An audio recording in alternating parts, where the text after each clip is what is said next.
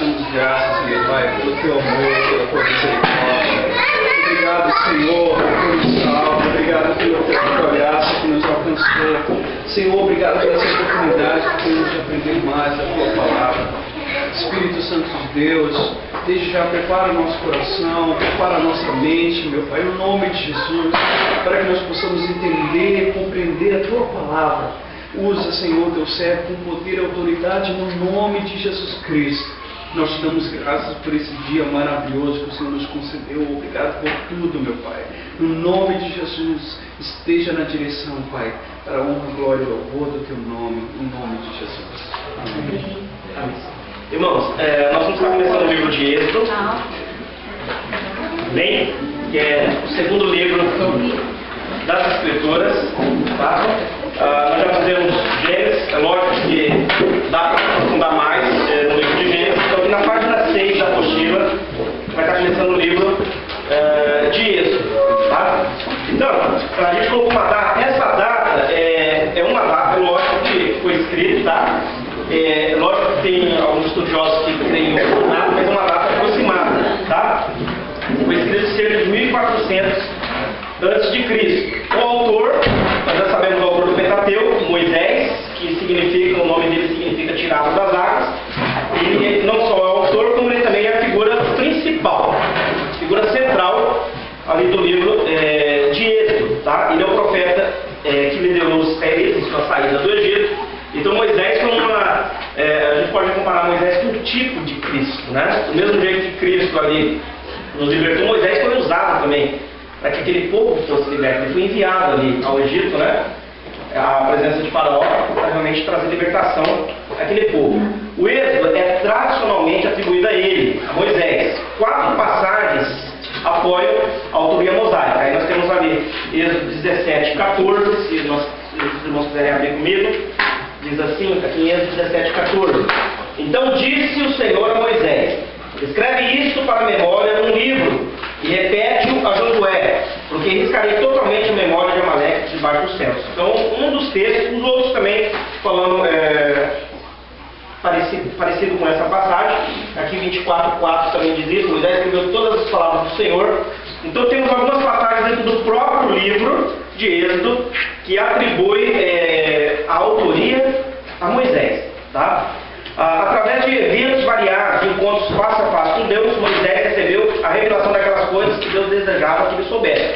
Tá? Então tem coisas que Deus revelou a Moisés. Deus revelou a Moisés, né? Tudo o que, por exemplo, não tinha como Moisés saber, provavelmente Deus revelou para que ele pudesse estar ali registrando. Tá? Assim, através do processo de inspiração do Espírito Santo, Moisés comunicou ao povo hebreu, tanto na forma oral como na escrita, essa informação que lhe foi revelada. Então, aquilo que Moisés comunicou com o povo e aquilo que Deus queria que fosse registrado para as futuras gerações, Moisés ali esteve registrando. O título Êxodo, tá? Ele não vem do original hebraico, tá? Ele vem da Septuaginta, que tradução grega significa que a palavra êxodo significa saída. Então por que eles deram esse nome? Esse livro, por exemplo, quando foi traduzido para o grego, deram esse nome por quê? Por causa da saída do povo de Israel do Egito. Por isso que eles deram esse nome. No hebraico, a gente já viu que o nome do livro é a primeira palavra ou frase. No caso, o nome em hebraico do livro de Êxodo são estes os nomes, se fosse traduzir ao pé da letra, tá? Vamos lá. Relação com os demais livros de Moisés. Então, Êxodo, Moisés escreveu Gênesis, Êxodo, Levítico, Números e Deuteronômio.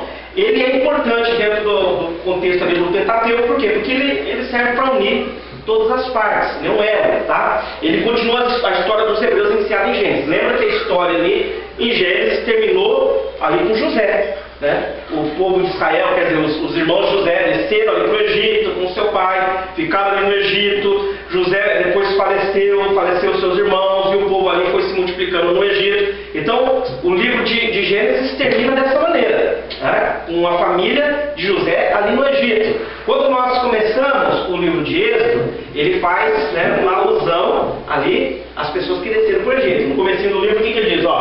São esses os nomes dos filhos de Israel que entraram no Egito por Jacó, cada um com sua família. Ele vai listando ali Rubem, Simeão, Levi, Judá, filhos de Jacó, né, e alguns mais, e aí vai falando que por mais ou menos em torno de 70 pessoas. Então ali o que acontece? O livro de Êxodo começa falando dessas pessoas que desceram para o Egito, e que ali eles se multiplicaram, e lembra que Deus tinha falado isso lá para Abraão, quando Abraão teve uma visão, que Deus falou que a descendência dele desceria o Egito, lá eles se tornariam uma grande nação, e realmente, em 400 anos, um pouquinho mais talvez, né? O tanto de pessoa que tinha, só de homens eram 600 mil, fora mulheres, crianças, um crescimento demográfico assim, muito grande, num espaço de tempo muito pequeno. Então ali eles se tornaram uma nação. Só que Deus também tinha dito a Abraão que ali eles seriam escravizados. E realmente, quando a gente lê o começo do livro de Êxodo, ele vai falando que depois que desceu, né, se levantou um novo governo, um novo faraó que não conhecia José, que não, né, sabia daquilo que José tinha feito, ou talvez ficou no esquecimento aquilo que José tinha feito ali no Egito, e ele começa a ficar preocupado, porque esse povo está crescendo demais, o povo de Israel, e eles estavam numa região, quando eles vieram para cá, eles estavam nessa região aqui no delta do Nilo, que era uma região fértil, e também era uma região por onde poderiam vir pessoas daqui e pessoas daqui. Então eles estavam preocupados, o faraó estava preocupado, porque esse povo está crescendo, esse povo está ficando mais forte que a gente, mais numeroso que a gente. Vai que de repente esse povo se levanta contra a gente, ou se une aos nossos inimigos, nós estamos perdidos. Então o faraó começa a oprimir o povo. Então o livro de Êxodo ele começa a contar, ele relaciona ali com o final da história de Gênesis, quando os descendentes de Jacó se multiplicaram, né, até chegar essa época aqui, quando se levanta esse novo governo ali no Egito. Um novo faraó, talvez uma nova dinastia. Tá? Tem alguns livros, por exemplo, tem um livro que ele vai falar qual era o possível faraó, talvez era fulano de tal, talvez era fulano de tal, mas isso aí já é outra coisa. Vocês podem pesquisar depois. Tá? Vamos lá. Continua a história dos hebreus, iniciada em Gênesis, no mesmo estilo. Moisés é a figura que domina quase todo o relato. Perdão, tá? Um pouco mais embaixo, pastor. Mais embaixo, está muito alto. Mais embaixo. Está rachando um pouco o som. Ah, ok. Eu acho que estou falando muito alto, né? Não. Está no ambiente que é pequeno. Ok. Então, o que acontece? Moisés, ele é a figura principal do livro de Êxodo. A história vai falando ali de como que foi se desenrolando, aquela situação do povo crescendo em Faraó, até chegar depois na história de Moisés, e aí começa a falar sobre Moisés. A gente vai chegar lá. O que mais nós vamos ter? Os assuntos do sistema sacerdotal e da lei de santidade iniciados em Êxodo. Qual é a relação dele com os outros livros? Êxodo vai falar um pouquinho sobre esses assuntos. Sobre a lei, sobre o sistema sacerdotal, né? E isso está ligado depois com o livro de Levítico, onde isso é desenvolvido um pouquinho mais. O livro de Levítico é um livro que vai estar bem explicado essa questão de como que devia ser o procedimento do sacerdote, as leis, os sacrifícios e tudo mais. Tá? E Números também, que vai relatar um pouco ali da caminhada do povo de Israel no deserto. Tá? Deuteronômio, ele vai ser vamos dizer assim, Deuteronômio significa segunda lei.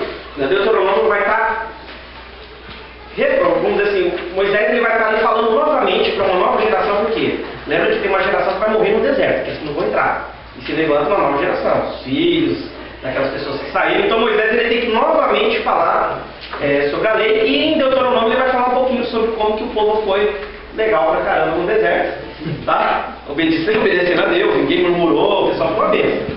Tá? Não foi, né? Infelizmente não dá pra gente falar dessa maneira. Moisés ele vai falar o que aconteceu no deserto, como que eles ali tentaram o Senhor, que Deus foi misericordioso, e que agora, né, eles deveriam, né, obedecer e tudo mais, e isso aí vai ser Deuteronômio, a gente vai um pouquinho lá pra frente, tá? Muito bem. Êxodo, ele é chamado também por alguns, tá? Não no próprio livro, mas alguns chamam Êxodo de o coração do Pentateuco, porque Êxodo ele vai falar de quando o povo foi tirado do Egito e quando começa aquela caminhada do povo com Deus, que não foi uma caminhada tão fácil, porque o povo de Deus, assim, ele é muito fácil de lidar, né? Tô brincando, vamos lá. Contexto histórico. Êxodo é a continuação do relato de Gênesis, mostrando o desenvolvimento de um pequeno grupo familiar de 70 pessoas numa grande nação com milhões de pessoas. Os hebreus viveram no Egito por 430 anos, sendo que a maior parte do tempo em regime de escravidão. Então, mais ou menos, né, eles viveram em torno de 430 anos, por um período ali, na época de José, e depois José morre, por um período, ainda eles se desenvolvem e tudo mais, só que aí depois levanta-se uma outra dinastia.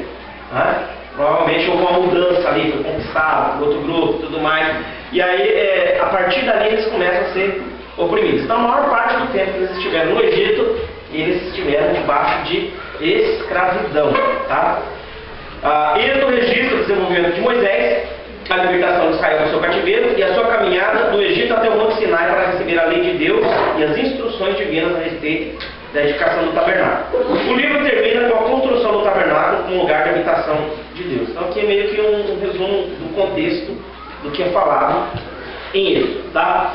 O conteúdo do livro. O livro pode ser dividido em 3 seções principais: a libertação miraculosa de Israel, a jornada até o Sinai e as revelações miraculosas junto ao Sinai. Tá? Então a gente vai falar um pouquinho, e eu acho que eu vou fazer um pouquinho diferente. Eu acho que eu vou comentando o livro, em vez de comentar isso aqui depois comentar o livro, a gente já vai já comentando o livro. Tá? Então a gente olha aqui no começo aqui de Êxodo, quando a gente lê o primeiro capítulo de Êxodo, nós não vamos ler. Vocês leram, né? Todo mundo leu? Não li tudo. Então vocês têm que ler, hein? Vamos lá. Então aqui no comecinho, né, pegando a Bíblia, nós temos ali que no comecinho, no primeiro capítulo, ele vai estar falando um pouquinho, tá? Sobre o contexto em que o livro ali ele surge, a história de Moisés. Tá? Então o que acontece? Começa falando ali do povo que desceu, depois Israel começa a crescer, ficar forte, ficar numeroso, e aí o faraó ele pensa em usar de astúcia. O que ele pensa? Bom, esse povo, ele é está crescendo muito. Então a primeira coisa que ele fez foi escravizar o povo. Então vamos dominar esse povo. Vamos escravizar esse povo. Então ele começa a escravizar o povo, coloca eles em trabalhos forçados e tudo mais, para edificar cidades, edificar armazém. E quanto mais ele faz isso, parece que mais o povo se multiplica. Porque mesmo com tudo isso, o povo não parou de multiplicar. Não está multiplicando, está crescendo, está aumentando.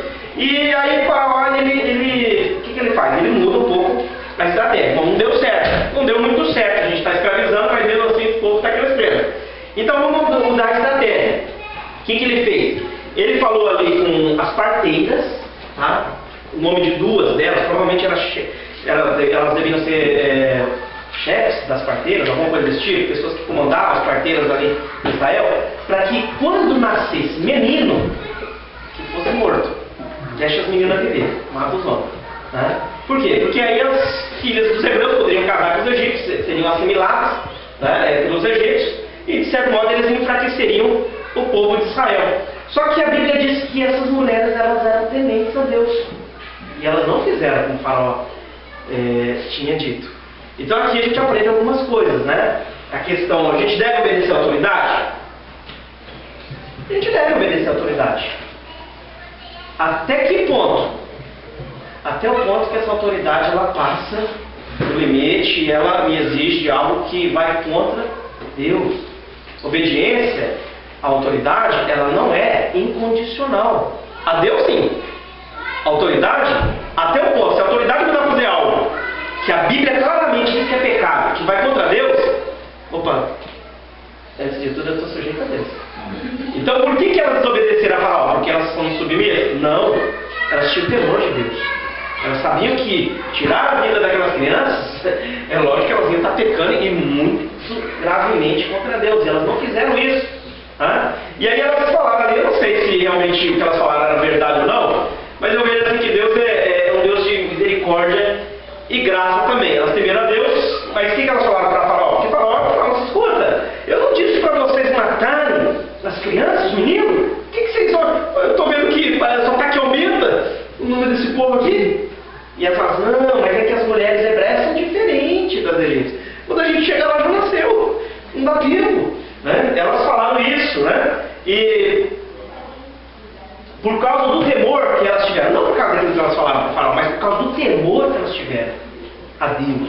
Não fazer isso, a Bíblia diz que Deus abençoou a elas. E elas tiveram família, filhos e tudo mais. Já parou para pensar que o temor a Deus, a obediência a Deus, ele é a chave para realmente a bênção de Deus estar sobre a nossa vida.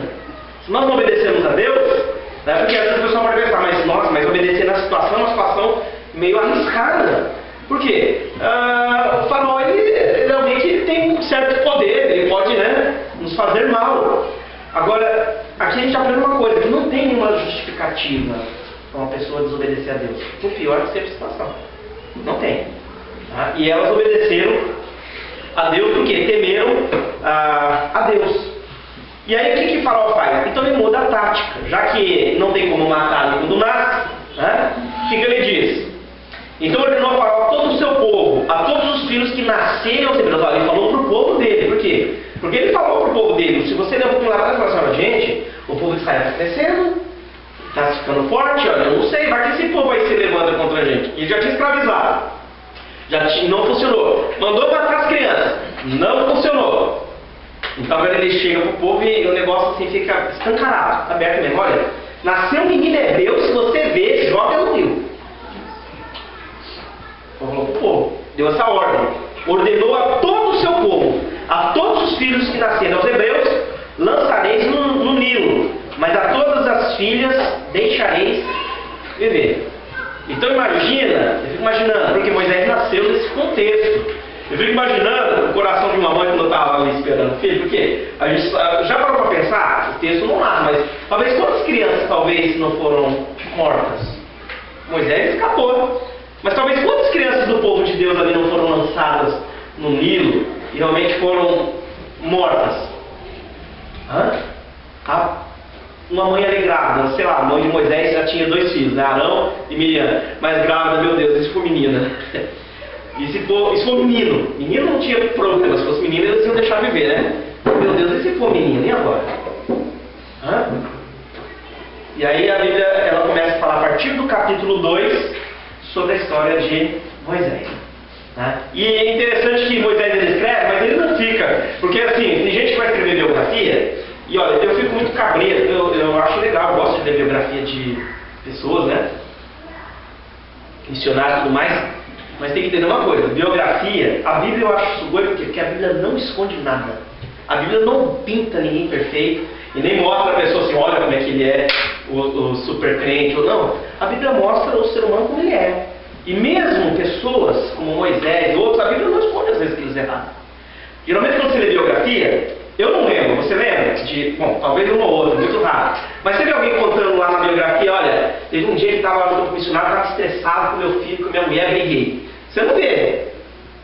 Porque você sabe, missionário, homem de Deus, eles não brigam com a esposa, eles não se irritam com os filhos, eles não pegam. Isso daí né, é uma coisa que é só. Eu acho que a gente sabe que não é verdade. Então a biografia é legal, né, por um lado, mas por outro lado, ela não mostra tudo.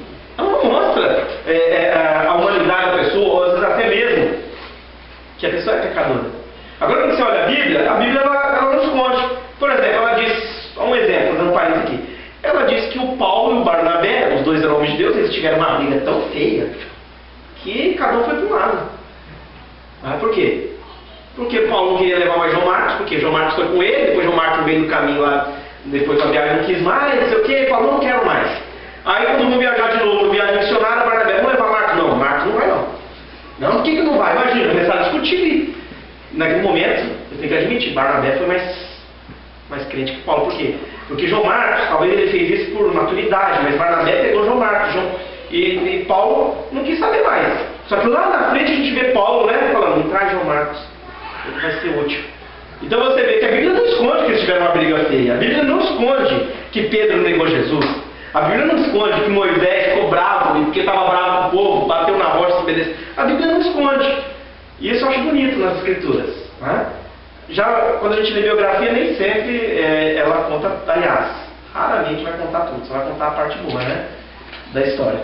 Né? Agora, quando a gente vê aqui, Moisés, ele não faz negócio sem maior que ele conta e ele relata exatamente como é que aconteceu. Então ele fala, foi um homem da casa de Levi, casou-se com uma filha de Levi, né, e a mulher concebeu e deu à luz um filho. Né? A mãe de Moisés, Joquebede, o pai Arão. E aí o que acontece? Tiveram Moisés, já tinham tido Arão, já tinha tido Miriam, e agora nasce Moisés. E por 3 meses eles conseguem esconder Moisés ali.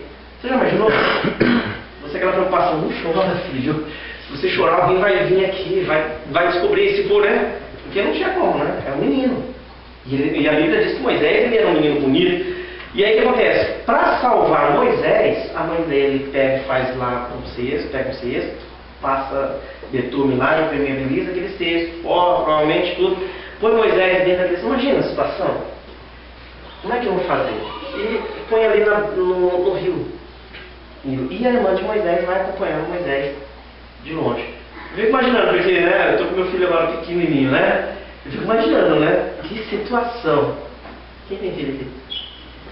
Então, imagina que situação? Você está ali, se ele ficar em casa, não pode morrer. Você está ali no livro, pôs ali, mas a irmã está acompanhando, mas também você não sabe. A gente sabe o que aconteceu, é muito legal quando a gente vê história, foi encontrado, mas imagina quem está vivendo ali naquele momento.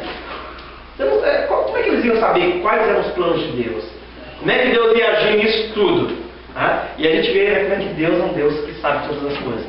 Colocou ele ali no Nilo. Miriam está seguindo Moisés de longe lá, assim, de repente, quem que vai por uma coincidência?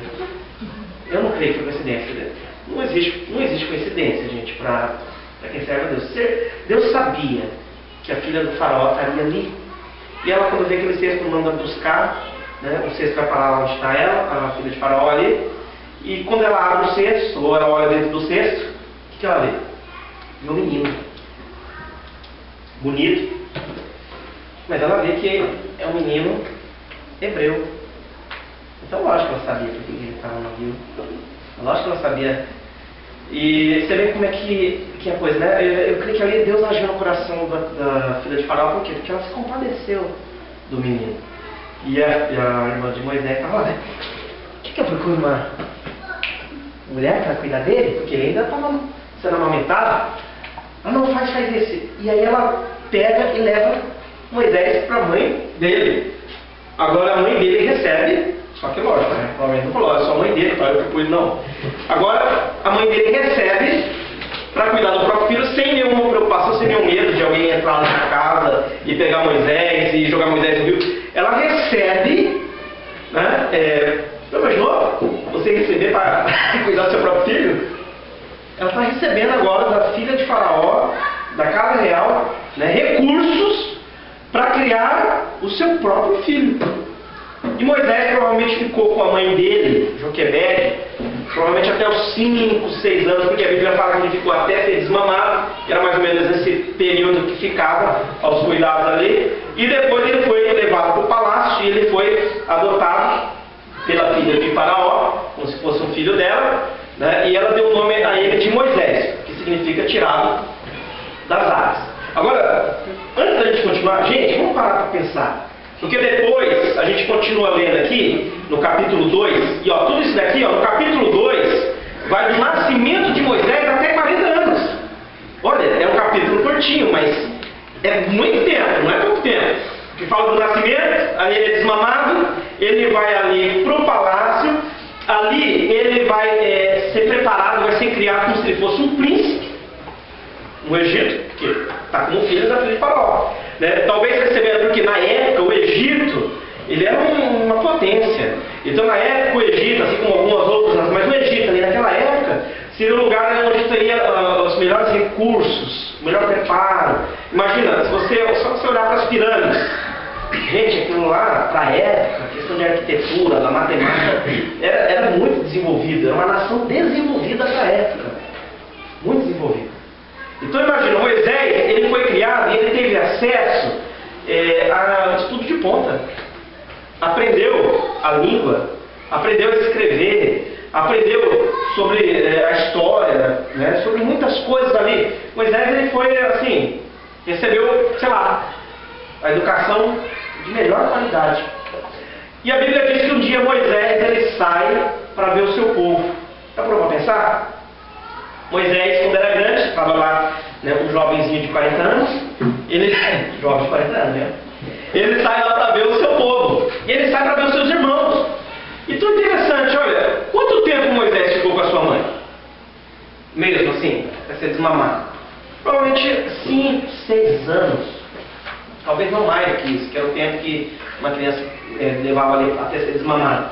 Mas já parou para pensar o quanto aquela mãe, porque o texto não diz, mas a gente vê que Moisés, ele, quando vê um egípcio maltratando alguém do seu povo, porque Moisés, provavelmente ele sabia que ele não era egípcio. Mesmo é a mesma coisa, gente. Se você adotar um japonesinho, sei lá, uma pessoa que não tem descendência, se ela adotar um japonesinho e criar, é lógico que ele crescer, ele vai olhar para a mãe e para o pai e falar assim: eu não sou parecido com você. Eu teve uma história de uma família de missionários que, na época da guerra, eles encontraram um coreano, né? A mãe morta, né? E a criança enrolada, né? E a criança estava chorando. E a mãe enrolou a roupa dele, ele não morreu, mas ela acabou que ela morreu congelada. E eles levaram a criança, né? Porque de guerra levaram e acabou, criou como se fosse deles, né? Imagina, o moleque cresce, ele vê a mãe americana loira, o pai americano loiro, e ele, o coreano, é lógico que ele fala: não sou filho deles, né? Não sou filho biológico. É lógico que Moisés também, né? Como judeu, como hebreu, é lógico que de olhar você sabe que não é. Não tem como. Eu tinha um amigo na escola, ele era muito gozador. A gente estava tendo uma biologia e falou assim: professora, como é que pode? Eu acho que eu sou recessivo, porque minha mãe é loira, meu pai é loiro e eu sou negro. Rapaz, conversa. É lógico que não, os pais eram negros também, né? Mas Moisés, provavelmente, ele sabia que ele não era egípcio. E a gente vê que ele não esqueceu do seu povo. E é provável que esses apenas 5, 6 anos que ele ficou com sua mãe, é provável que ela incutiu nele a fé no Deus verdadeiro. Tem gente que acha que criança não sabe. Gente, criança, olha, o melhor terreno para você semear é criança. O coração está aberto. Às vezes tem gente que acha que criança não, né? Mas, por exemplo, quando a gente falou, por exemplo, no começo do ano, o pessoal se envolver com o infantil, porque a criança não sabe, olha, a importância de você incutir a fé agora, quando é criança. Que é uma coisa que não vai sair do coração. Você vê, Moisés já está com 40 anos. Onde ele ficou 5, 6 anos com sua mãe, mas ele, quando viu ali o seu povo sendo maltratado, ele não conseguiu. Ele poderia muito bem falar assim: mas é comigo, eu estou no palácio, não tenho nada com isso, eu vou me envolver com isso, cada um por si, Deus por todos, e eu não tenho nada com isso, eu estou, né?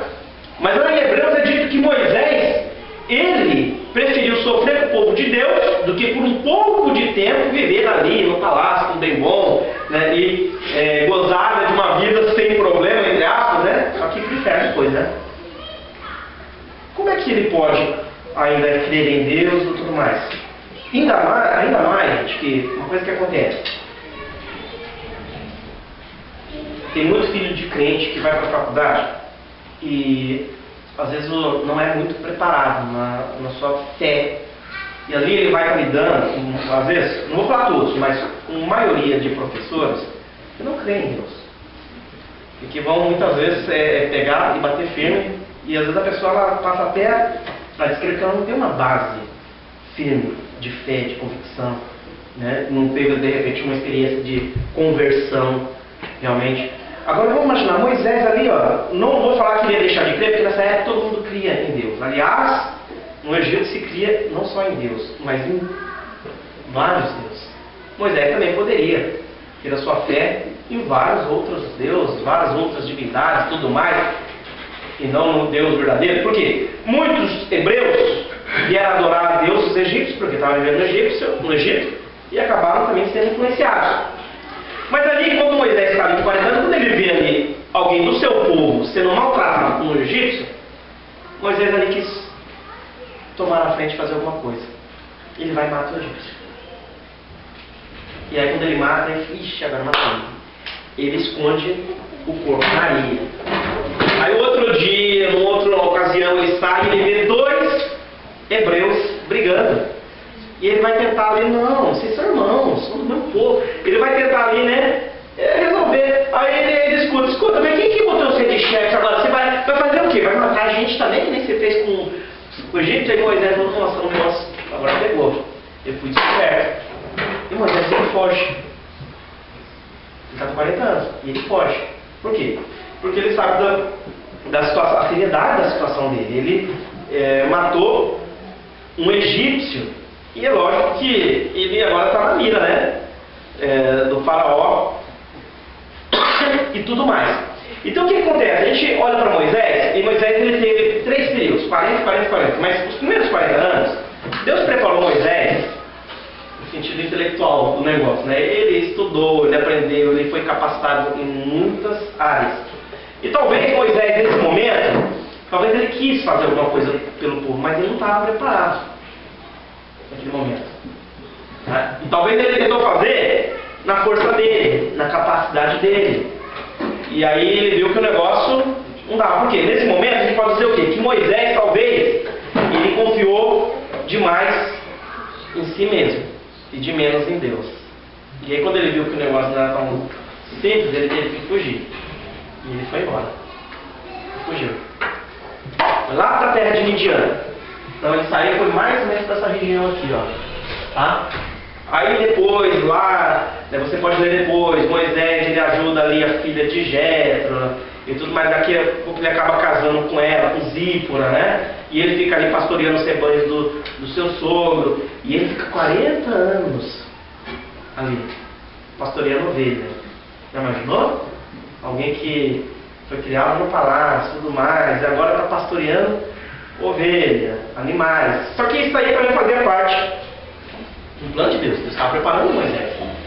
Mas, João, depois de 40 anos que Moisés está ali, ó, pastoreando aquelas ovelhas, aí um certo dia Moisés está ali, pastoreando essas ovelhas, de repente ele vê lá uma planta, uma sarça que está em chamas, mas ela não se desfaz, e a chama não apaga, e aquele negócio é um negócio que não é normal, pelo menos eu nunca vi esse negócio acontecendo assim em qualquer lugar, né? E aquilo chama a atenção, e Moisés ele se aproxima, e ali a gente vê quando Moisés ele tem uma experiência com Deus. É lógico, Moisés já tinha filhos, já tinha constituído família e tudo mais. Eu acho que Moisés agora não está nem pensando mais em nada, né? Porque, pô, 80 anos, você já está pensando talvez em aposentar faz tempo, né? Você já está aposentando. 80 anos, eu acho que... E aí, de repente, Moisés agora ele tem aquele encontro com Deus. Ele se aproxima ali, e ele fica curioso, o que é esse negócio aí? De repente, ó, pode tirar o sapato aí. Não é que estava no Japão, tá? Mas pode tirar o sapato aí, porque o lugar aqui é santo, não é porque é santo em si mesmo a terra. Porque tem gente que atribui poder. Não, é por causa da presença de Deus. Tem gente vendendo água do Rio Jordão.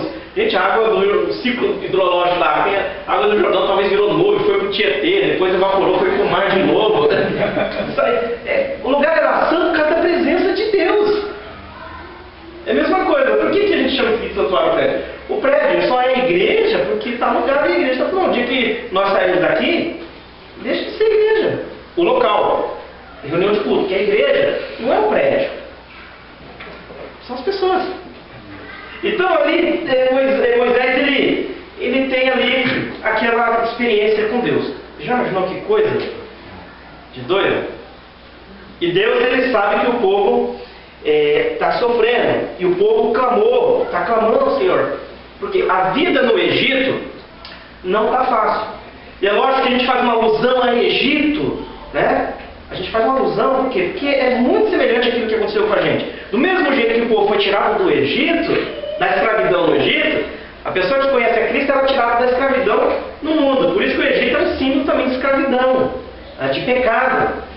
Então o povo ali, quando está no Egito, está sofrendo. Ser escravo não é legal. Ser escravo não é bom. Não tem direito. E o escravo tem direito? Não. Você trabalha e não tem nenhum obrigado. Fez mais que obrigação. E você não ganha também, porque você é escravo. Escravo não tem salário. O salário do escravo é comida, né? Lugar para morar, e olha lá. E o povo clama. E aí quando Deus aparece a Moisés, apareceu ali naquela sarça que não se queimava, tá?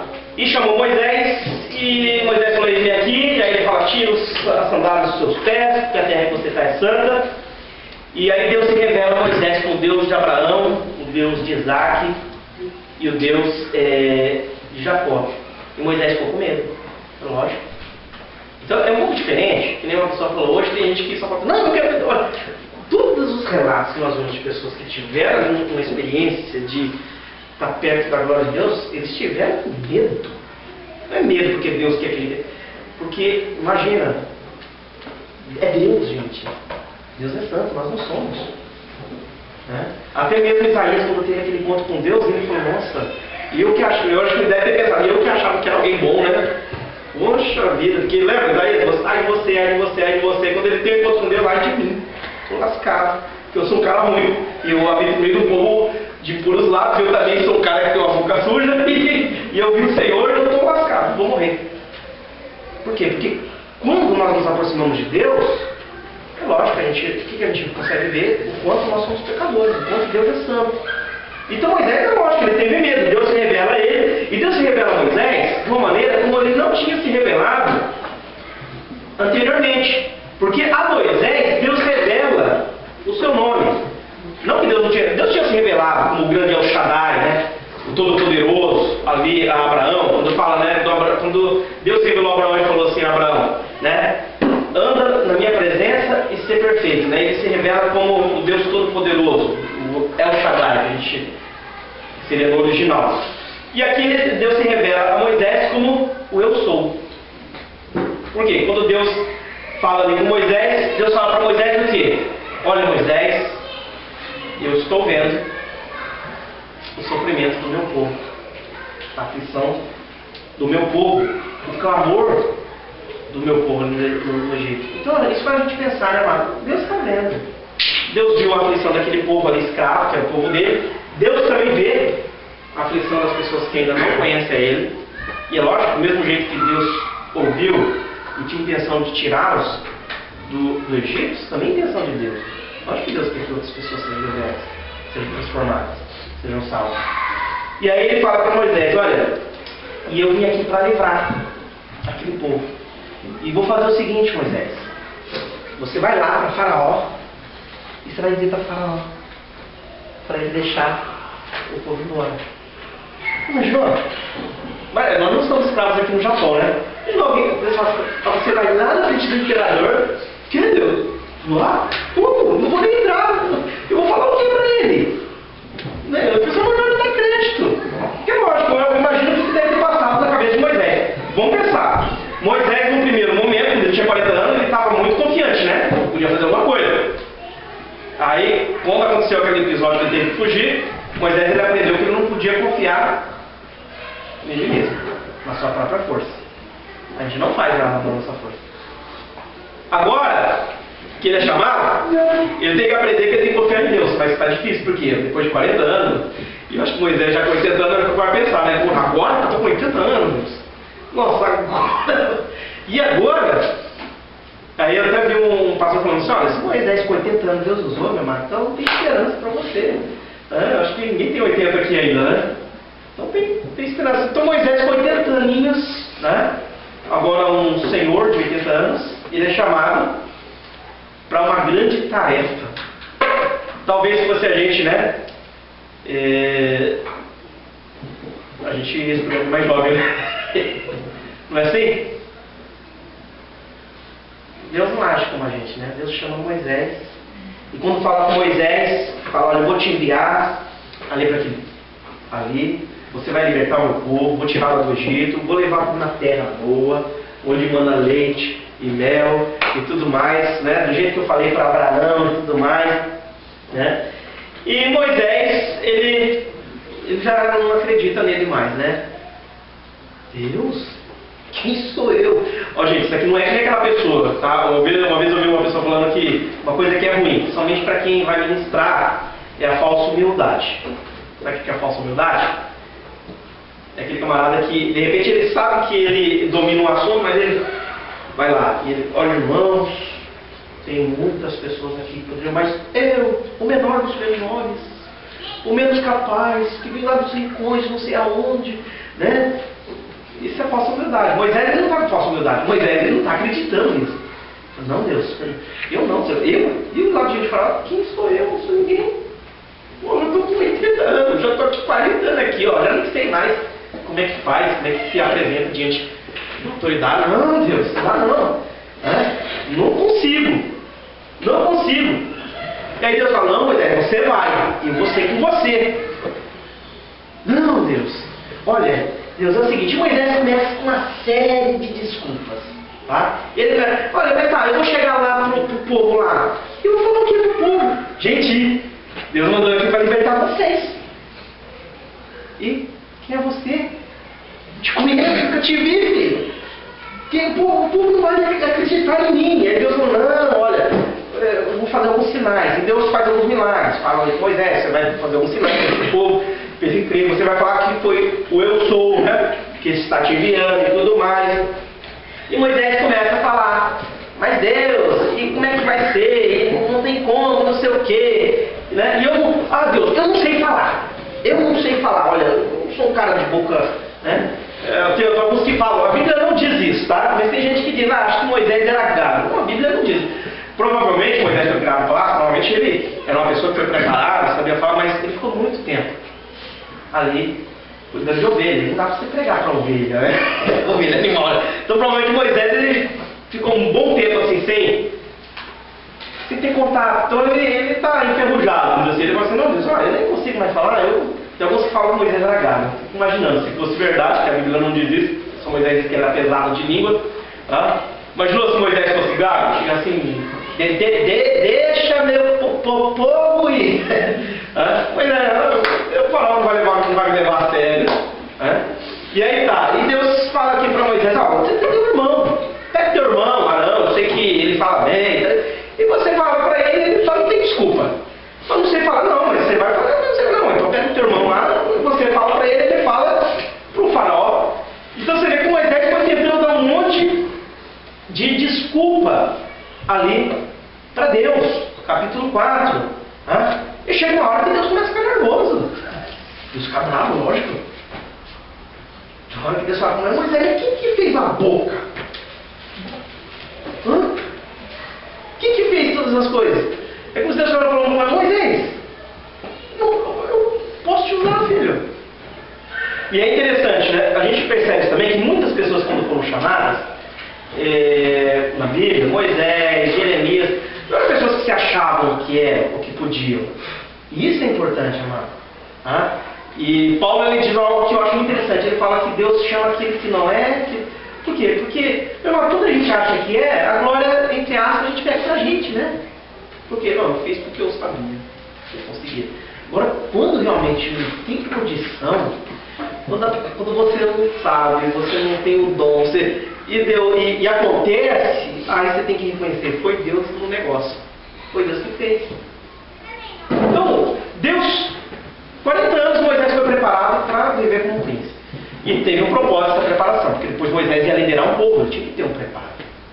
Depois de mais 40 anos, Deus trabalhou em Moisés ali, no deserto. Então Moisés conhecia o deserto, porque ele pastoreava no deserto, e pastoreou ovelhas, então ele ia estar agora capacitado a estar cuidando daquele povo e guiando aquele povo ali no deserto. E agora Deus manda ele ali, e é interessante, ninguém faz nada sozinho. Moisés vai com Arão, tá? Ninguém faz nada sozinho. A gente tem que ter essa consciência. Ninguém é super homem, super mulher. Nós precisamos uns dos outros. E aí Deus dá alguns sinais ali para Moisés, fala para ele jogar a vara transforma em serpente, aí ele pega o rabo da serpente lá e ele volta a ser vara de novo, ele põe a mão, tira da leprosa, põe de novo, tira, ela está limpinha de novo, né? E aí ele não tem jeito, Moisés ele tem que aceitar. E a gente aprende um negócio também, né, mano? Não adianta querer fugir, né? É lógico. Sabe por quê? Vamos pensar. O Moisés já passou 80 anos, já tem os filhos criados, estava pastoreando. Eu quero problema na minha cabeça. Porque vamos falar a verdade, Moisés pegou aquele povo, gente. E olha, eu não queria ser Moisés, você queria? Às vezes você cuidar de um pouquinho de gente já dá trabalho. Ou você cuidar de criança já dá trabalho. Eu já vi professora lá de creche lá com 10 crianças lá quase que arrancando o cabelo com um monte de criança. 10, né? Você imagina 600 homens, fora mulheres e crianças, né? E levar para o deserto, não tem nada, vai ficar um monte de gente na tua orelha e cobrando, falando, você que está assistindo aqui, resolve o problema aí, tá com fome, tá com sede, tá... Pô, isso é a tua cabeça,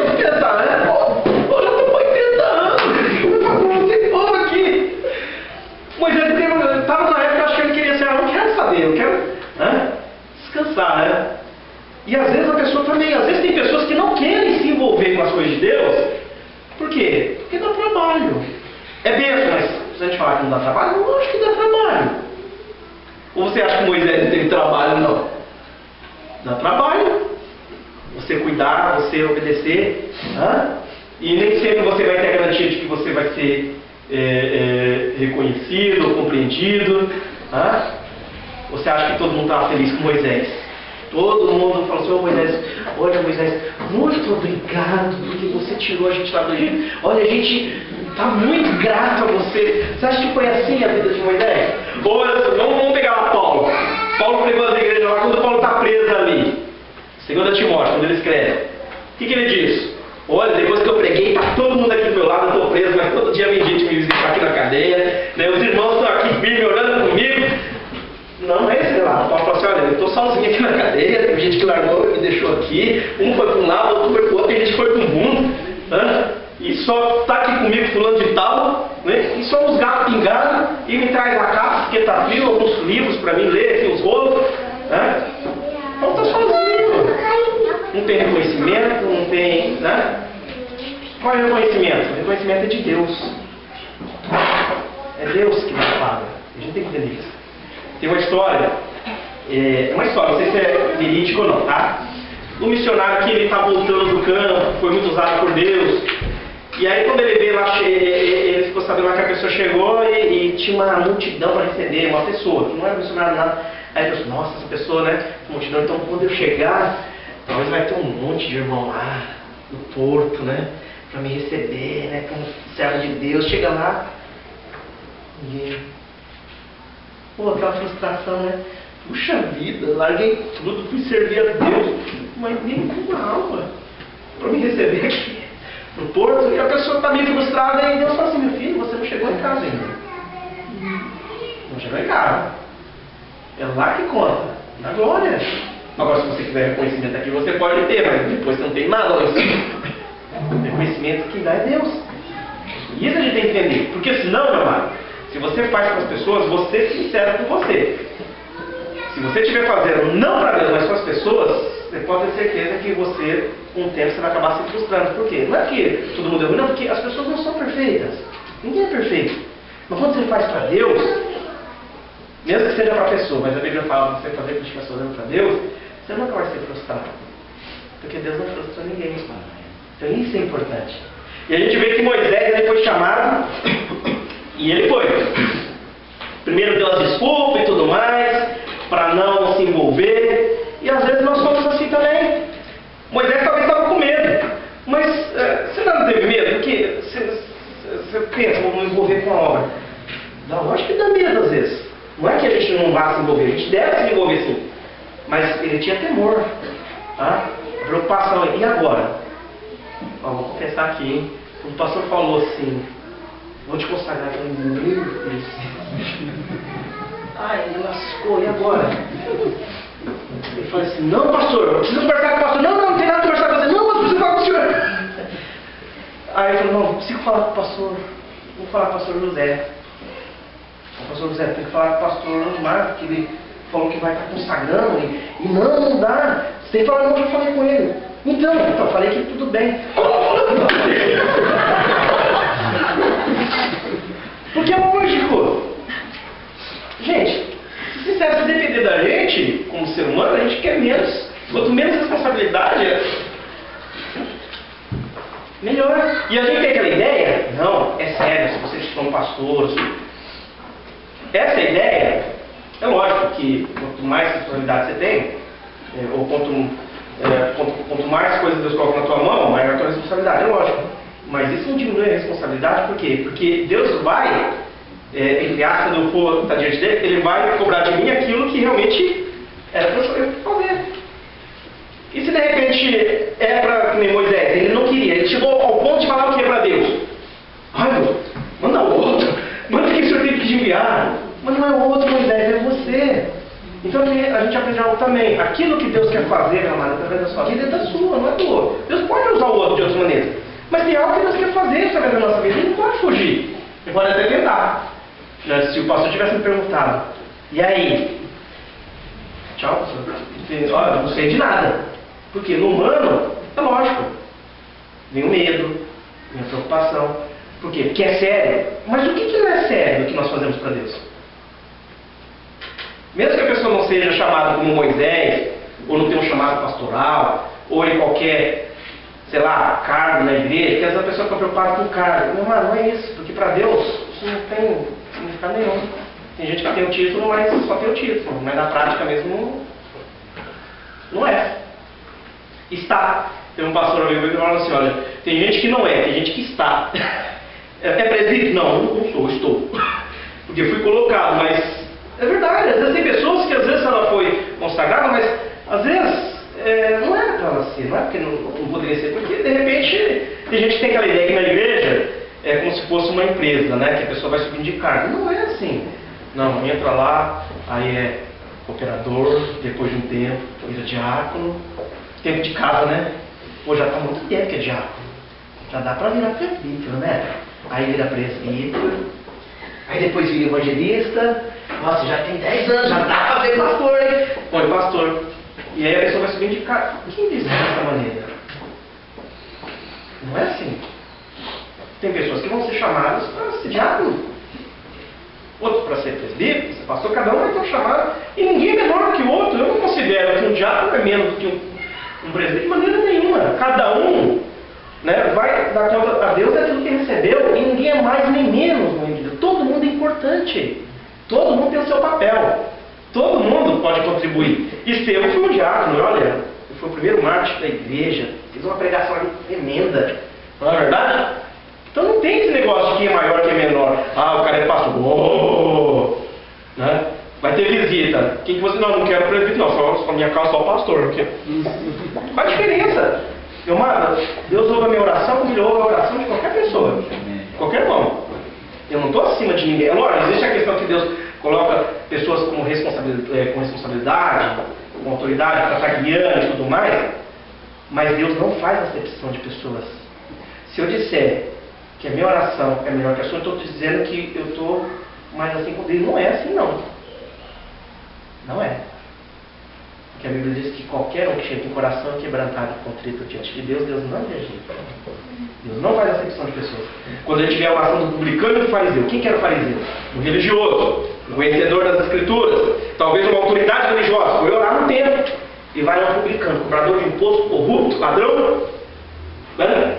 Os dois estão orando. Jesus não cita essa história? E aí lá o religioso: Deus, muito obrigado, porque eu sou bom. Eu dou meu dízimo, eu jejuo 2 vezes na semana.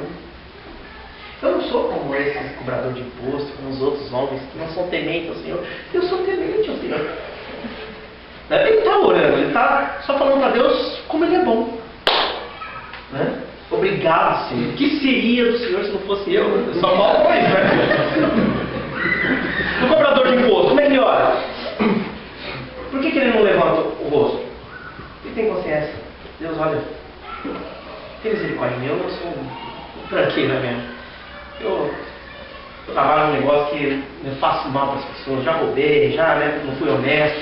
Tem misericórdia, não tive nem coragem de levantar o rosto para olhar para Deus, para olhar para o céu, porque reconhecendo, eu sou pecador. Estou com vergonha, Senhor, de estar aqui, de falar para o Senhor. E Jesus fala o quê? Imagina falando isso para uns religiosos, talvez para líderes. Olha, esse daí Deus ouviu, tá? Esse aqui não. Eu só deve ter ficado, mas como é que pode? Mas ele é autoridade, mas não existe essa questão diante de Deus. Diante de Deus, está todo mundo igual. Não tem ninguém melhor nem pior. Agora é lógico, Deus coloca algumas pessoas com responsabilidade, essas pessoas vão prestar conta disso, mas elas não estão acima. Tanto é que uma coisa que a gente tem que aprender: Deus escolheu Moisés, e Moisés ele nunca tratou o povo como se ele fosse dono do povo. Ele pastoreou aquele povo, ele guiou aquele povo. Mas tem um texto, só para a gente ler aqui, ó, relacionando um pouquinho isso aqui com a atitude de Moisés. Aqui em Pedro, gente, eu acho muito doido esse texto. Pedro falando, aqueles que dirigem o povo de Deus. 1 Pedro, capítulo 5. E ele fala aos presbíteros ou pastores. Eu estou fazendo um parênteses aqui, tá? Por quê? Porque Moisés, ele não tinha o título de pastor, mas ele estava lá pastoreando o povo, ele estava guiando o povo. E olha o que ele diz: aos presbíteros que estão entre vós, admoesto eu, e sou também presbítero com eles. Pedro não se coloca, admoesto eu, que sou superior aos outros presbíteros. Não, eu também, juntamente com eles, sou presbítero, sou um pastor. Não estou acima deles. Testemunha das aflições de Cristo e participante da glória que há de se revelar. Apacentai o rebanho de Deus. Primeira coisa, tem que entender de quem que é o povo. Não é nosso. A gente fala ovelha, lógico, a gente consegue, mas antes de ser minha ovelha, ovelha de qualquer pastor, é de Deus. A gente tem que entender isso. As ovelhas pertencem a Deus. Tá? Apacentai o rebanho de Deus que está entre vós, tendo cuidado dele. Não por força, mas voluntariamente. Não por torpe e ganância, mas de boa vontade. Não por força. Não, você é que ele vai me obedecer. Não é assim, a Bíblia não ensina assim. Não como dominadores do que vos foram confiados. O que é dominador? Você não, o líder ele não é dono das pessoas. Porque nem Deus age assim. Deus deu o livre-arbítrio. Até mesmo, Deus lógico vai se presteiro, mas até mesmo Deus deu o livre-arbítrio. Se eu como cristão disser, não vou mais, Deus, ele vai se presteiro, mas ele me deu a liberdade. Até para eu escolher não andar com ele se eu quiser, infelizmente. Quanto mais eu, né? Não como dominadores do que vos foram confiados, mas servindo de exemplo ao rebanho. E quando se manifestar o sumo pastor, recebereis a inacessível coroa de glória. Ele está falando que nós vamos... Tem um outro texto que fala também, que a gente vai apresentar foto, porque é uma realidade. Não que os pastores são perfeitos. Não, Moisés não foi perfeito. Não existe um líder perfeito, gente. Moisés foi um líder assim, um ótimo líder, mas não foi perfeito. O único líder perfeito nas Escrituras, quem foi? Só Jesus. Só que foi mais que um líder, né? Ele é Deus. Mas nenhum outro, um melhor, você vê as qualidades, mas não existe nenhum que foi perfeito. Agora a gente tem que fazer sempre o nosso melhor. Então Moisés, quando ele é chamado, é lógico que ele está com medo, é lógico que ele está preocupado, é lógico que ele teve uma experiência ruim lá atrás, o negócio não deu certo. E aqui a gente aprende mais algumas coisas. Não é porque de repente a gente falhou que, olha, você falhou, tá, já não serve mais. Deus não age assim. Nós às vezes agimos assim. Uma pessoa às vezes pisa na bola com a gente, se a gente tomar cuidado, eu falo isso como pastor. Né? Eu lembro que já tive situações bem no começo que eu orei, Deus me ajuda a não misturar as coisas. A gente não pode levar as coisas para o lado pessoal, mesmo quando a gente é ofendido. A gente tem que pedir graça de Deus para a gente amar, para a gente perdoar. A gente não pode simplesmente porque, por exemplo, já fui uma vez questionado: por que você deixou a pessoa novamente se envolver se ela já errou?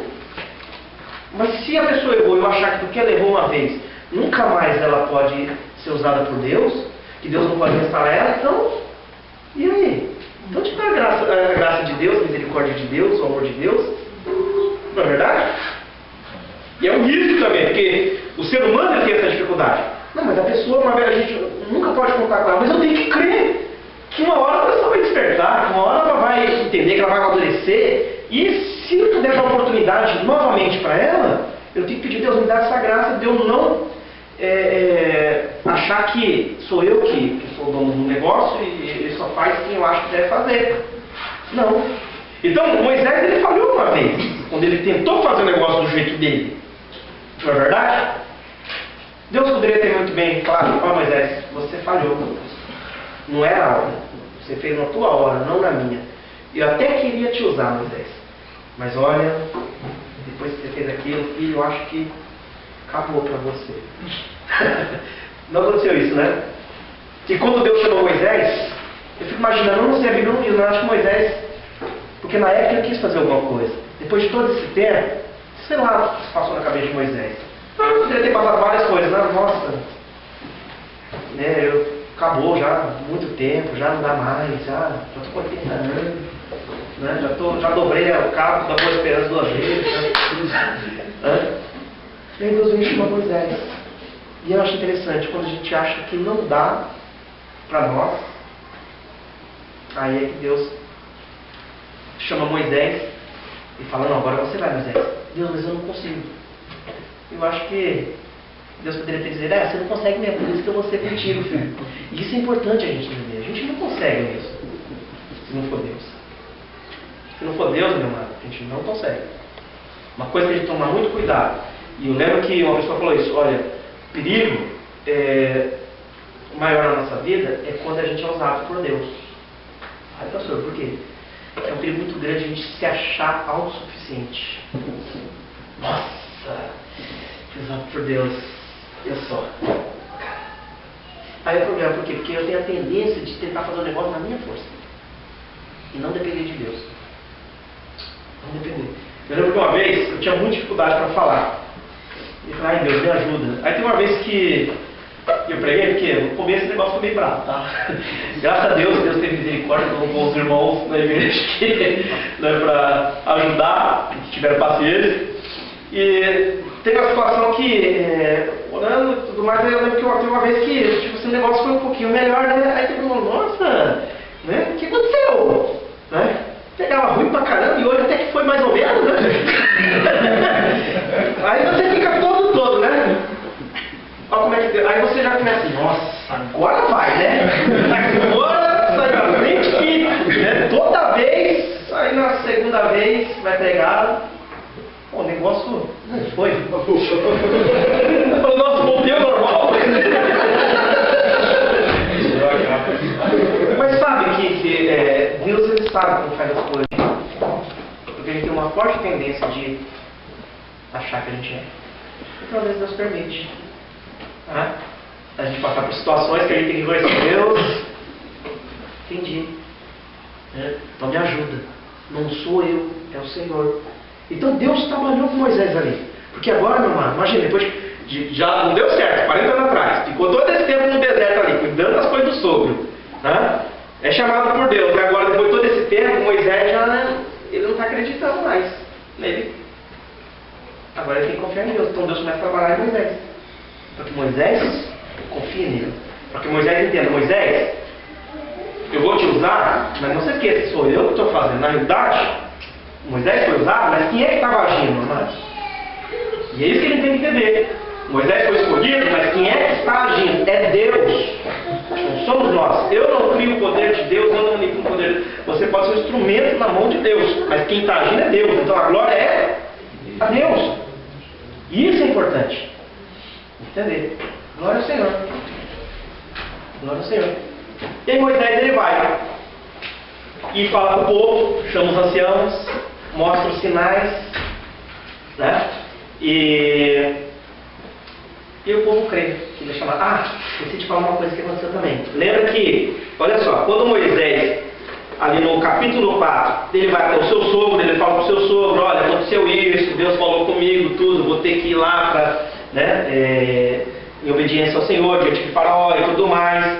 E quando Moisés está indo, Deus quis matar Moisés. Você já viu esse texto? Deus quis matar Moisés. Ai, credo, mas Deus não chamou Moisés. E quando Deus quer matar Moisés? Porque Moisés não havia circuncidado os seus filhos. Lembra que a circuncisão era um sinal de aliança, de pacto que eles tinham com Deus, que eles eram povo de Deus. E ele não tinha feito isso com seus filhos. E a Exípro ali, ela circuncidou seu filho. Sabe por que Deus age tão drasticamente assim com Moisés? Porque Moisés vai agora estar liderando o povo. Como é que ele pode estar liderando o povo se ele mesmo não fez ou não obedeceu em algo que Deus tinha dito que era para ser feito? Então ali Deus trata com Moisés também. Olha, Moisés, você vai liderar, não é perfeito, mas não é porque você é líder que você está acima de você não tem que obedecer. Você tem que obedecer também. Você é líder? Não, eu sou líder. Eu mando, os outros obedecem. Você é líder, você também obedece a Deus. Se o povo tem que obedecer a Deus, o líder faz ainda. E Moisés, Deus ficou muito bravo com Moisés, por quê? Porque ele não tinha obedecido a Deus com relação à circuncisão que devia ter sido feita nos seus filhos, como sinal de que eles pertenciam ao povo de Deus. E aí ele foi circuncidado tudo aí, depois ele vai, encontra com Arão, e aí sim ele mostra ali para o povo, né, para os anciãos, para os líderes ali do povo, os mais velhos, né, os sinais, o que Deus falou para ele, tudo. E aí depois eles vão ali falar com o faraó. E aí, vamos deixar para semana que vem. Vocês ficarem curiosos. O que aconteceu? Bom, aí você lê o livro de Êxodo e depois a gente vai estar falando de Moisés quando ele se apresenta ali perante o faraó. Deixa eu ver se eu vou falar mais alguma coisinha só aqui. Não, depois a gente vai falar um pouquinho aqui. Só vou ler algumas coisas aqui do texto aqui, tá? Eu comentei aqui, né, que a divisão, né, do livro, né? Em 3 sessões principais: libertação miraculosa, jornada miraculosa até o Sinai e as revelações miraculosas junto ao Sinai. Eu fiz o desenho, mas eu não vou nem usar ele hoje, tá? Só vou estar comentando algo aqui rapidinho. Ó. Quando eles saíram, eles iam para cá. O caminho mais rápido é esse. Eles não vão por aqui, tá? Mesmo porque aqui haviam filisteus, o povo é escravo, mas não vende mesmo, né? Porque não é soldado. Tinha guarnições egípcias, então Deus guia eles por aqui até essa pontinha aqui do mar vermelho, onde não dá para ir para lado nenhum, não imaginou? Depois a gente vê o que acontece aqui, tá? Mas isso aí depois. Gente, alguma pergunta antes da gente... Não vou correr muito não, a gente vai devagarzinho aqui por ele. Alguma pergunta? Quer fazer alguma pergunta? Não? Ô, pastor, as duas parteiras, elas eram egípcias ou eram hebreias? Olha, o texto ele não, eu imagino, porque ele só fala que as duas temeram a Deus, né? Sim, elas temeram a Deus, então provavelmente elas conheciam o Deus verdadeiro, né? O texto ele não diz especificamente se elas eram egípcias ou se elas eram hebreias. Lembrando que quando eles saíram do Egito, não saiu só hebreus, vocês sabem disso, né? Teve alguns egípcios e algumas pessoas que saíram formalmente do povo, que também criam no Deus verdadeiro, né? E decidiram seguir Israel, porque viram aquilo que Deus fez, tá? Então saiu o povo de Israel, mas também saiu alguns do povo egípcio junto com eles, seguiram e depois foram incorporados ao povo de Israel. Isso aí tem uma razão também. Por que Deus permitiu? Por quê? A fé não foi dada só a Israel. Mesmo um gentil que ele professasse que era o Deus verdadeiro, ele ia ser aceito como parte do povo de Deus, porque era plano de Deus estendesse isso aos povos. Então aqueles que seguiram o povo de Deus, não foi assim, ó, não, você é egípcio, não pode. Não vem não. É lógico, teve alguns que seguiram também, depois deu problema, né? Aqueles que não criam, né? Mas isso aí acontece, mesmo na igreja hoje, a Bíblia fala do joio e do trigo, não tem como. Também, mesmo no meio do povo de Deus, nem todo mundo cria em Deus. Né? Agora, cifrar e coar, a gente não sabe, assim, eu imagino que elas eram hebreias, pode ser que fossem egípcias. Mas se elas eram egípcias ou hebreias, eu não sei. Agora, que elas criam no Deus de Israel, aí isso eu posso falar. Elas criam no Deus de Israel. Mas eu não sei te falar, porque o texto não diz... diz que era a parteira das hebreias. Eu imagino que elas eram hebreias. Né? Não imagino que fossem egípcios. Né? Ok? Mais alguma pergunta? Alguém quer perguntar alguma coisa? Comentar alguma coisa? Quando Moisés está ali, diante do... Moisés volta para o Egito, ele volta com a família, né? Tem um momento que depois vai ser buscar a família também. Tá? Tem um momento que ele vai se encontrar com seu sogro, né? Não passa junto? Depois a família vem com Moisés. Mas isso aí a gente vai ver lá na frente um pouquinho. Tá? Mas ele vai ter uma esposa e um filho. Sim. Depois sim. Aí ele encontra com o sogro dele lá na frente. No filme que tem aqui, não? Filme... E o Zé, só 3 filhas, mas são 7, né? Mas no filme é 3. Filmes, por isso que é bom a gente ler. Filme nem sempre eles o nome não é Zípora. Zéfora. Então, porque na realidade, Zípora é uma transliteração, tá? Então, por exemplo, tem nomes que, por exemplo, tem Bíblia que está escrito Leia, tem Bíblia que está escrito Lia. É Leia ou Lia? Na realidade, está no português, porque se você for usar um nome em hebraico, é a mesma coisa você transliterar um nome para outra língua. Ou, por exemplo, quando a gente pega um nome em português, você vai traduzir aqui para o língua, fica estranho, fica. O meu fica Reginaldo. Então imagina um nome hebraico, quando é transliterado para o português, por isso que dá essa diferença. Tem algumas versões que vai estar Zípora, tem algumas versões em português, que seria uma transliteração do nome, que vai estar Séfora, né? A minha também está Zípora. Tá? Algumas bíblias, por exemplo, a esposa já fala Leia, não tem? Alguém já viu? A minha tá. Leia? E tem bíblias que está Lia. Tá? Mas é por quê? Porque é como se você estivesse tentando transliterar ou traduzir para o português o nome. Tá? Por exemplo, o Rui Barbosa, quando ele fez a primeira tradução, ele também traduziu para o português. Ele tentou manter os nomes sem tradução, transliterar assim ao pé da letra. Só que ficou muito esquisito, por quê? Para você pronunciar, de repente, um nome em outra língua, às vezes fica difícil. Por exemplo, vocês conhecem um ator chamado Roberto Redford? Não conhece? Um ator americano, Burado Pito, vocês conhecem? Então, sabe, porque você vai traduzir. Se você vai fazer o japonês, não fica estranho. Tomo Bruno. Tomo. Por quê? Porque não tem. Então no português também, às vezes, na transliteração, aí vai depender do tradutor. Tem tradutor que ele acha que a leitura está mais parecida com Leia. Outro acha que está mais parecido com Lia. Ou, por exemplo, você chega para o japonês e fala Mac, ele não fala Mac, ele fala Mako. Mas acho que não fala Mac, não. Mas é porque é transliterado para outro idioma. Por isso dá essa diferença em tradução. Né? Alguns vão falar Leia, outros Lia. Pastor, no caso, para se for ministrar, for pregar, aí no caso, se eu falar Leia, é bom. Eu falei o seguinte, por exemplo, se de repente eu ver que alguém ficou meio assim, aí eu falaria, gente, algumas versões está traduzido por Lia e algumas versões está traduzido por Leia. Tá? Mas é uma tradução. No original mesmo, aí se você for ler no original, fica um pouquinho diferente. É bom esclarecer. Às vezes sim. Por exemplo, quando eu pego, eu gosto de ler às vezes mais de uma tradução. Por exemplo, tem textos que às vezes está dizendo a mesma coisa, mas às vezes a maneira de dizer está um pouco diferente, porque é uma tradução que nós temos. Então, eu acho que eu já perguntei isso na igreja. Alguém tem uma versão um pouco diferente? Porque às vezes tem. Às vezes está dizendo a mesma coisa, mas às vezes está dizendo usando palavras um pouco diferentes. Mas se você for analisar o conteúdo, às vezes é a mesma coisa, mas está traduzido diferente. Tá? Às vezes, dependendo, se você perceber que o pessoal ficou meio assim, aí você pode falar. Tá? Ou se alguém... Pois não, moço, no meu tá escrito Leia. Aí você tem que jogar a cintura lá e falar, é uma tradução, uma versão é Leia, uma Thalia. Mesma coisa Zípora, né?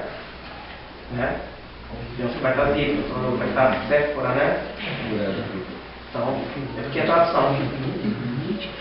Eu peguei todas as que eu tinha com Zípora. Agora, lógico, filme é filme, gente. Todo filme que se faz, nem sempre ele segue ao pé da letra. Né? Aí, por isso que a gente tem que sempre estar conferindo as escrituras.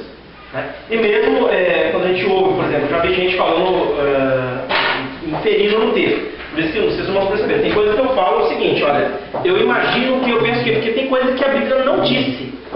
Então, se ela não disse, eu posso até falar, eu penso que talvez seja isso, mas eu não posso dizer que é isso e que está escrito isso, se não tiver literalmente escrito. Aí tem que deixar bem claro que isso é um pensamento meu. Porque se eu disser, está escrito, sabe qual é o perigo de você falar que está escrito? É alguém chegar, de repente é um pensamento seu, você acha que está escrito, mas você nunca procurou para ver? Onde que está isso aqui? Você vai procurar, você procura e procura, e você não acha o negócio, aí você começa a ler a Bíblia toda, aí você leu, chegou no último versículo da poema, tem. Eu achei que está escrito, é ruim, né? Então, às vezes, a gente tem que deixar bem claro. Eu imagino que, eu penso que quando é um pensamento nosso. Agora é lógico, mesmo um pensamento, eu não posso colocar uma colocação com uma opinião minha que venha, de repente, a contrariar totalmente o texto. Aí é complicado. Por exemplo, o que eu falei ali, olha, eu fico imaginando o que estava passando no coração daquelas mães que tinham que jogar os seus filhos, ou que tinham seus filhos. Mas a Bíblia não diz o que passou, mas dá pra gente pensar, se colocar no lugar e pensar, o que será que estava acontecendo? Como é que será que o povo estava vendo isso? Mas aí é você que está imaginando, você vai fazer, não, lá na Bíblia, e está dizendo que aquelas mulheres ficaram apavoradas porque estavam lá os filhos jogando. A Bíblia não está dizendo. Isso aí é uma conjectura. Porque se eu afirmar, eu tenho que mostrar onde está. E aí eu me consigo. Sobre a atitude da mãe de Moisés, de colocá-la no cesto, né? Eu não li essa parte não. Se eu já li, eu me esqueci. Me explica essa parte, pastor, sobre... Foi algo de Deus revelado a ela ou não?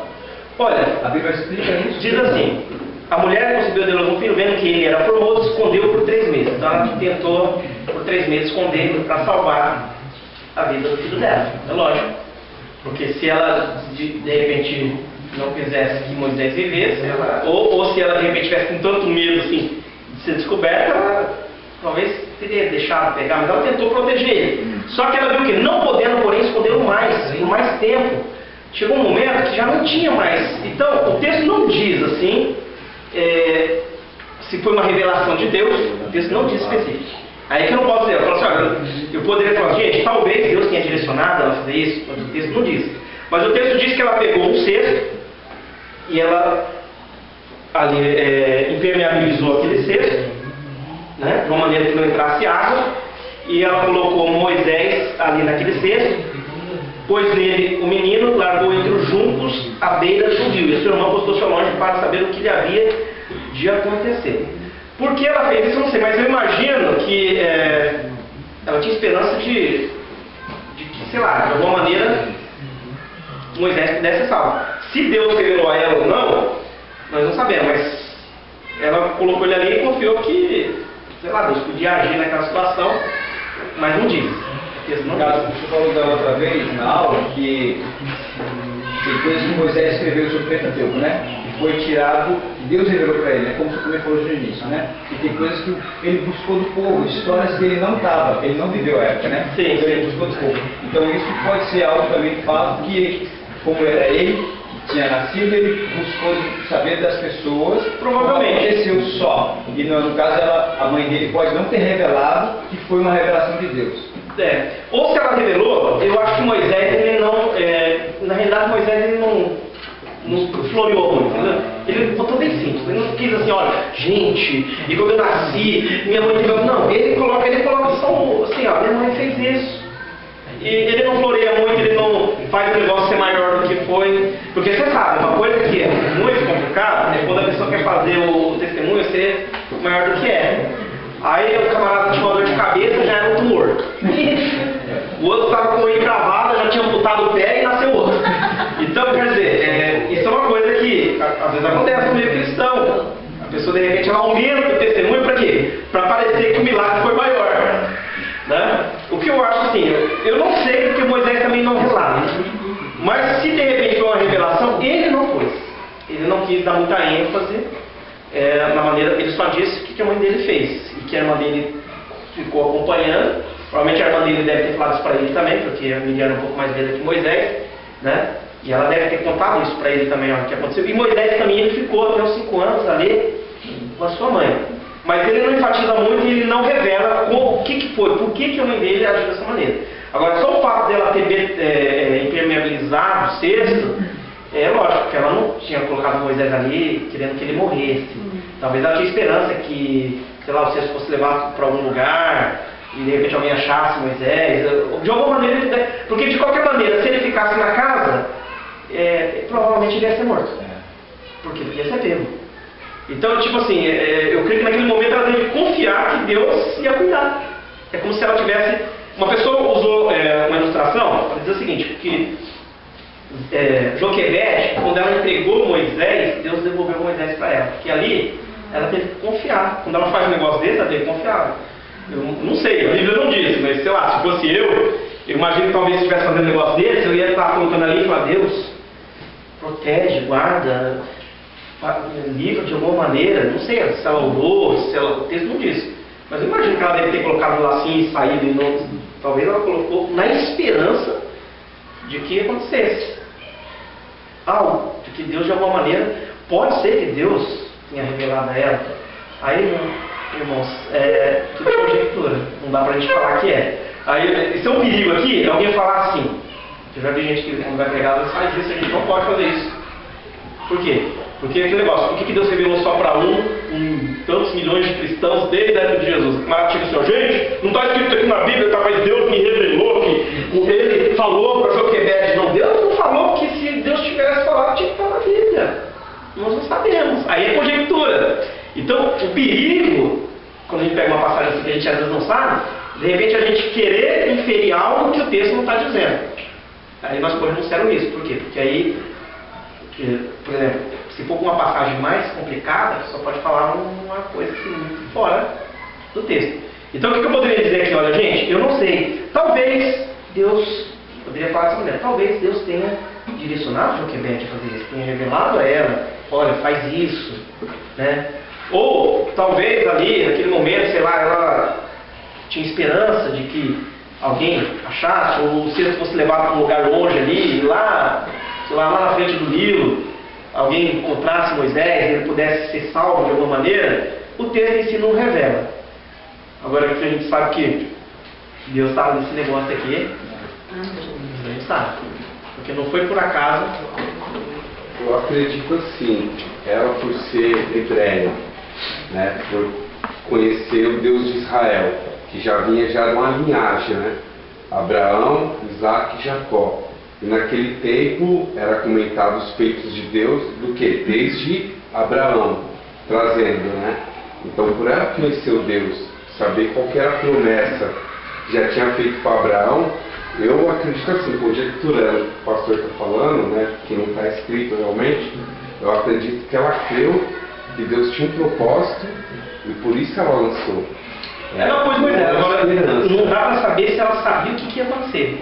Por exemplo, quando Moisés está sendo criado no palácio, não tinha como ela saber, a gente sabe porque a história foi escrita, não tinha como ela saber, não, meu filho vai criar no palácio, depois ele vai ser o libertador de Israel. Não dá para ela saber isso. Não, exatamente, né? Mas eu imagino que quando Moisés volta para a mão dela, aí isso eu posso dizer, mas não que eu tenha dito, eu posso dizer que eu imagino.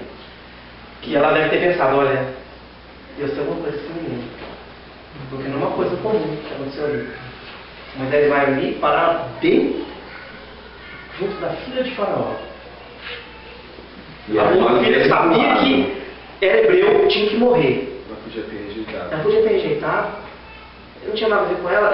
Eles queriam mesmo que o povo de Israel diminuísse. Mas a Bíblia fala que quando ela olhou, ela ficou... Parece que ela se afeiçoou o menino, ela teve compaixão. Eu acho que ali Deus tocou no coração daquela mulher. E aí, de repente, ela manda Moisés de volta para a mãe dele. Agora você imagina, chegando o menino lá, mãe, o quê? Vai lá buscar. A filha do faraó falou que ia passar a cuidar do Moisés. Não, porque a gente não comentou, mas imaginou? Chegar a sua filha mais velha, quando minha filha tá ali, chegar, mãe, olha, tô trazendo Davi de volta, tô trazendo Moisés de volta. Como assim trazendo? Deixa ela no rio.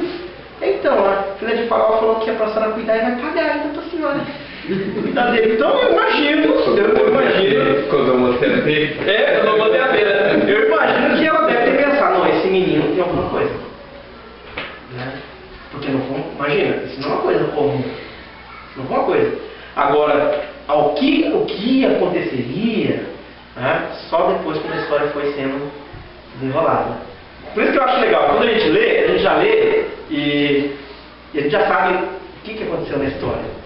Mas fico imaginando quem está vivendo a história. Você não sabe onde que vai dar. Por exemplo, nós estamos vivendo a nossa vida aqui. Você não sabe onde Deus vai. O que Deus vai fazer lá na frente para a sua vida.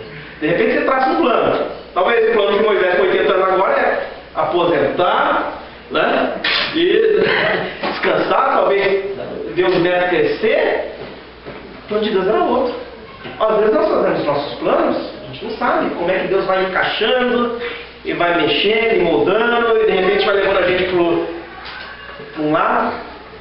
Né? Se você soubesse todas as coisas, talvez a gente, né, teria medo. Você sabia que você ia estar aqui hoje?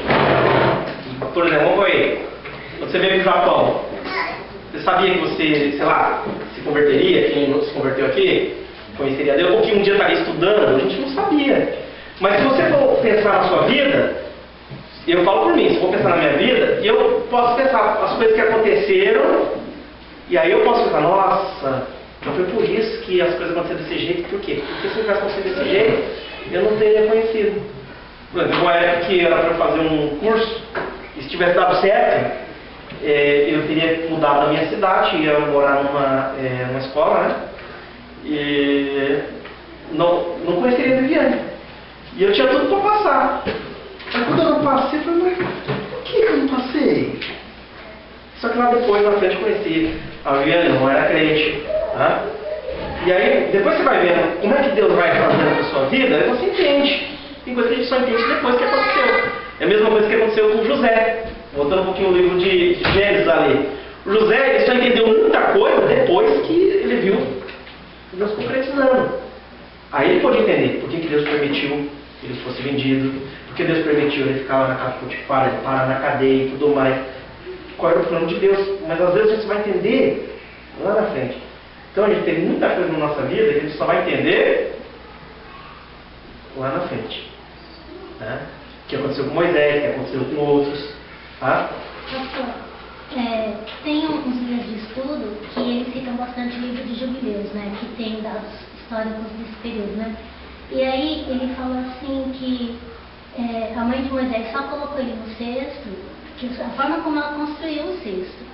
E o momento que ela colocou é porque ela conhecia os hábitos da filha do faraó, sabia que ela era estéril, que a criança era bonita, então ela contou muito com isso, que aquele cesto lá protegeria a criança e que a filha do faraó encontraria o filho dela. É que o livro dos Jubileus é uma informação extra-bíblica, né? Mas é verdadeiro? Dá para confiar?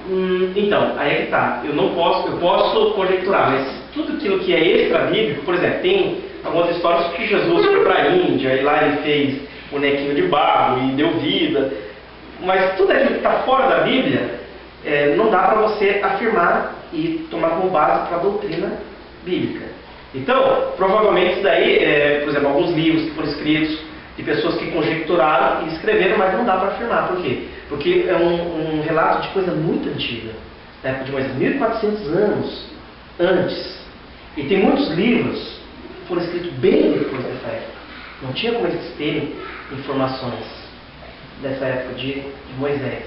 Então, por exemplo, tem alguns livros apócrifos, que a maioria foi escrito no período interbíblico, que foi final ali quando escreveu Malaquias, 400 anos antes de Jesus. A maioria foi escrito nesse período. Até livros se referindo a coisa lá de trás, gente.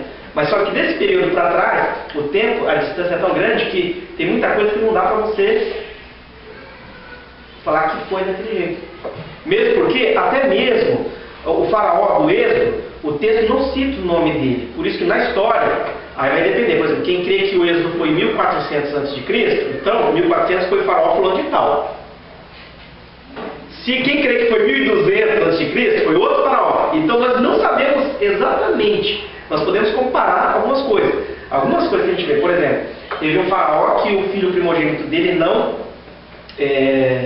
foi ele que sucedeu, foi depois dele. E a data é bem próxima daquilo que a maioria crê que foi o Êxodo. Então alguns creem que talvez tenha sido esse faraó. Tá? Não temos informações. Pode ser, né? Pode ser que ela soubesse ou não, o texto não diz. Por isso que eu falo, tudo aquilo que o texto não diz é uma conjectura. Porque também era um risco também, mesmo que ela soubesse, ela corria também um risco muito grande, porque você não poderia adotar um egípcio. Mas ela conseguiu confiar, né? Se foi, pode ser que ela soubesse, mas assim, o texto bíblico mesmo não diz. Né? Se tiver informação extra-bíblica, não dá para dizer que é fonte para a doutrina. E quanto a Jetro e a esposa dele, Zípora, eles não eram judeus? Não, Jetro era midianita. Ele era descendente de Abraão também. Lembra que Abraão, depois que... Olha, é engraçado, hein? Abraão era fogo, hein? Porque a Bíblia lá diz que Abraão já estava amortecido e teve Isaac, depois que morreu Sara, ele ainda casou porque ele teve mais 4 filhos. Imagina se o camarada tivesse morto. Então o que acontece? Midian, ele era filho de Quetura com Abraão. Abraão, o que ele fez? Depois ele teve Isaac, teve Ismael, depois ele teve Isaac, depois ele ficou viúvo, ele casou novamente com Quetura, aí ele teve mais alguns filhos, e aí ele depois deu presentes a esses filhos e ele mandou eles, cada um para uma região, para não ficar junto com Isaac. E Isaac era o que? Era o filho através do qual Deus tinha promessa. Né? Então Midian, ele é descendente de Abraão também. Não faz parte do povo de Israel. Então ele foi circuncidado. Provavelmente quando nasceu, sim. Né? Mas, como ele não fazia parte do povo que ia dar continuidade na promessa, o texto não diz depois que os descendentes de Midian continuaram seguindo os ensinamentos de Abraão, porque eles se separaram da linhagem de Isaac. Né? Agora, Midian se tornou inimigo também do povo de Israel, os midianitas, futuramente. Jetro, ele veio a expressar fé no Deus de Israel. A gente vê isso em Êxodo. Quando Moisés relata para ele, ele adora o Deus de Israel. Então é provável que Jetro tenha se convertido ao Deus que Moisés servia. Tá? Mas os midianitas eram um povo descendente de Abraão, mas que formaram outro grupo, outro povo. Tá? Mas eles eram descendentes de Abraão também. E fica a pergunta, por que Abraão não, por que Moisés não circuncidou seus filhos, né? Ele era judeu, ele era hebreu, sim. Ele provavelmente, a família de Zípora, porque Zípora, ela circuncidou os filhos quando Deus quis matar Moisés, e ela ficou muito brava com Moisés, né? Ele falou, você é um esposo sanguinário, porque imagina, ela fez ali com Moisés ali, Deus feriu Moisés ali. Se Zípora não faz isso, Moisés... Então ela fez, mas ela deve ter ficado muito... Porque talvez não era uma prática do povo dela. E circuncidar um adulto é mais complicado que circuncidar uma criança.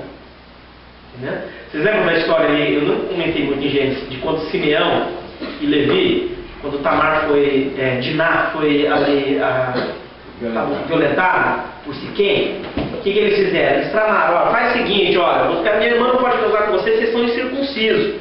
Aí todo mundo se circuncidou, só que são adultos. Aí quando tá todo mundo 3 dias depois, tá todo mundo lá, doído, que tá todo mundo capaz, com febre e tudo mais. Aí ele foi lá e matou todo mundo, porque não tinha ninguém condição de se defender. Né? A circuncisão, ela era feita no bebê no 8º dia depois de nascido.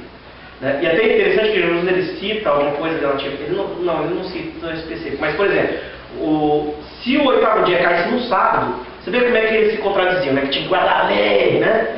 Mas se o 8º dia caísse no sábado, mesmo sendo um dia de descanso, mas eles tinham que obedecer à questão da circuncisão. Então ele era circuncidado, mesmo que fosse sábado. A não ser por motivo de saúde.